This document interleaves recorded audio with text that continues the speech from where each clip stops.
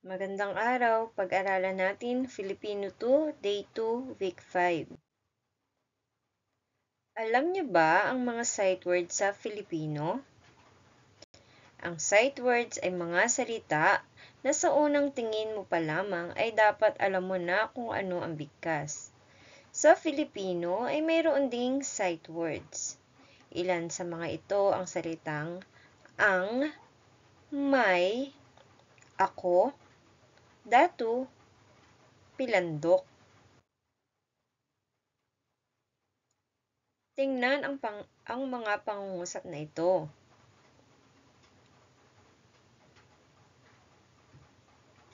Si Pilandok ay matapang. Ang sultan ay napalitan.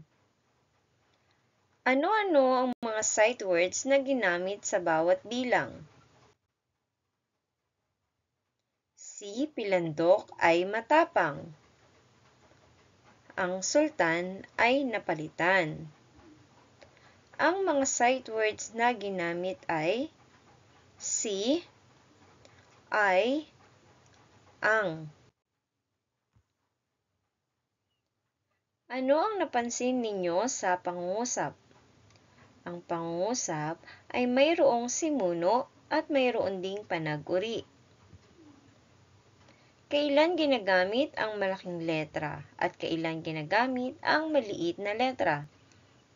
Ginagamit ang malaking letra kapag ito ay pangalang pantangi at maliit naman na letra kung ito ay pangalang pambala na. Anong uri ng pangungusap ang nagtatapos sa tuldok? Ang pangungusap na nagtatapos sa tuldok ay halimbawa ng pangungusap na pasalaysay o paturol.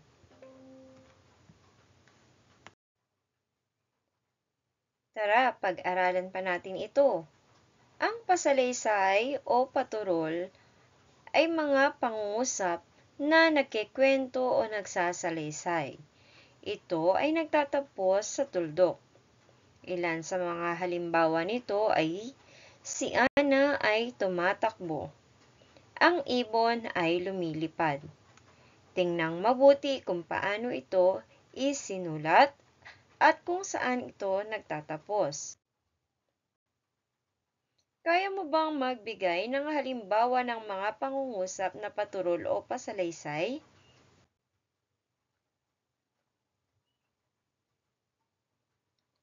Basahin natin ang pangungusap. Gusto ng sultan na madagdagan pa ang kanyang kayamanan. Ano ang unang letra sa pangungusap? Ang unang letra ay G.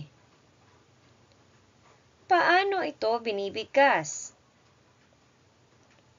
Ito ay binibigkas o ang tunog ng letter G ay G, G, G.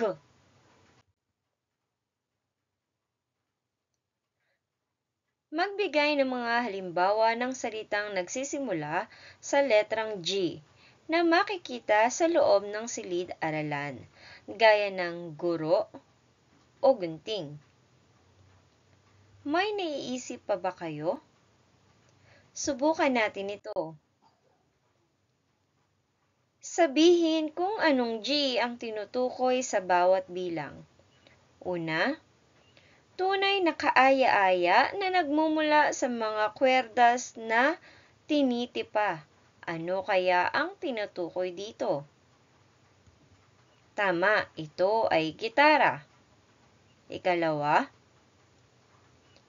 bihira ang isa, madalas dalawa, tatlo, apat o higit pa na kailangan ng sasakyan para maayos na umandar. Ano kayang bagay ang nagsisimula sa letter G? Tama, ito ay gulong. Ikatlo, ito ay inumin ng mga bata na masustansya na'y masarap pa. Anong letter G ito? Tama, gatas. Ikaapat, ito ay galing sa niyog. Sa mga ulam masarap isahog. Ano kaya ito? Tama, ito ay gata. Sila ang pangalawang magulang na nagtuturo sa inyo sa paaralan. Sino kaya sila? Guro, guro.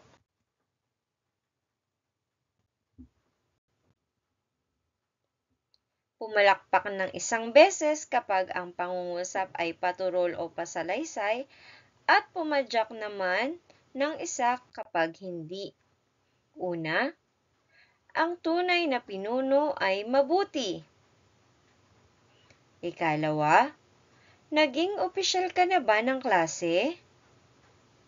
Ikatlo, lumalabas kaming pamilya tuwing walang pasok sa eskwela. Ikaapat, may sunog! Kalima, mag-aaral ako ng mabuti. Isulat ng wasto ang mga pangungusap.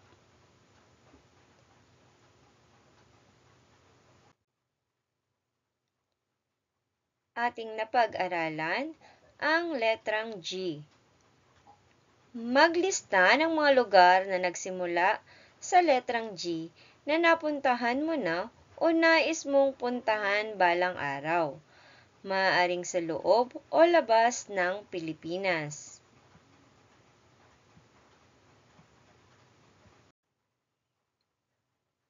Para sa inyong pagtataya na inyong sasagutan sa inyong kwaderno, tukuyin ang isinasaad sa bawat bilang.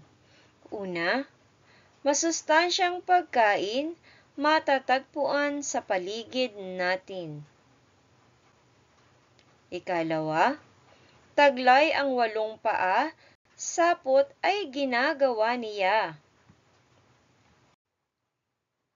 Ikatlo, kabaligtaran ng araw kung minsay isang uri rin ng halamang ugat. Ikaapat, panlunas sa sakit at karamdaman sa mga butika matatagpuan. At ikalima, bilog na itsura ng mundo. Tandaan, sagot na lamang ang ilalagay sa inyong kwaderno.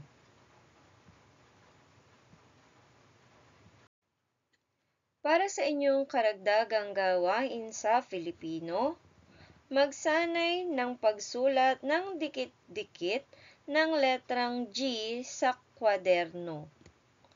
Ilagay nyo ito sa inyong writing notebook.